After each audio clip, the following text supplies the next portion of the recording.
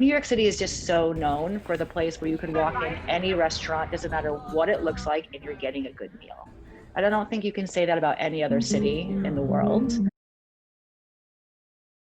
We're like a Spanish inspired tapas restaurant. We are known for our boozy brunch. We were doing our best brunch numbers since ever. And then COVID. When I first opened, I would go home, just like I literally cry every night that I was, going to go home and kill my family and infect everybody with COVID. But you get over that My fear. grandfather started Vasilka as a little newsstand candy store in the same location in 1954. We've morphed into a 24-hour, 7-day a week restaurant. We're still a mom and pop type place. If you ask my staff, I treat everybody with like family. Things are looking up really well. We're looking very well for Vasilka at the end of 2019. Unfortunately, because of COVID, we've obviously have to reel things back in.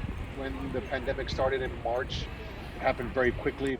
We decided, my father and I, who have inherited the business from, had said, you know what, let's take the higher road, and for the staff safety as well as the customer safety, we decided to close down 100%.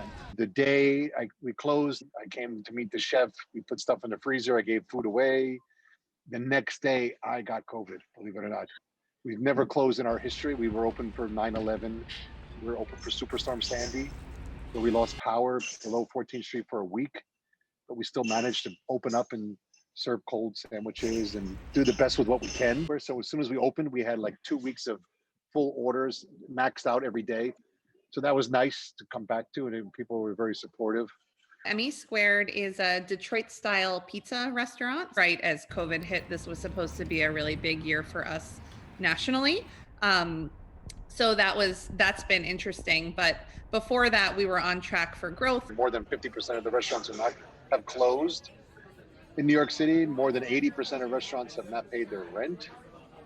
I mean, it's insane to think how the restaurant industry is going to survive after all this, especially if there's no stimulus, and if we get into a second wave, it's going to be bad. We were really crippled and panicked like everybody else. One of our restaurants did, in fact, shutter.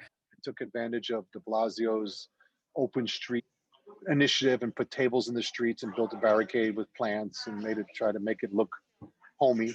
I had an existing 13 table outdoor cafe through the Open Streets Initiative, dictated by de Blasio. We have 80 feet of street seating.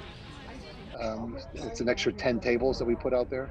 I am going to put a roof in and close it and put heaters. When I decided to do it about a week ago, the contractors that interviewed were all backed up.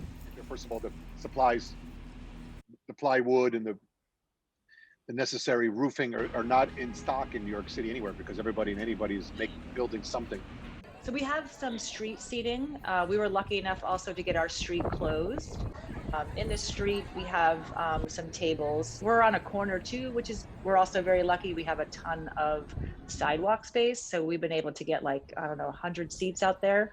We're doing infrared heaters, and we're doing propane. And we have, I'm sure you've seen the bubble tents. We have little heaters in there as well.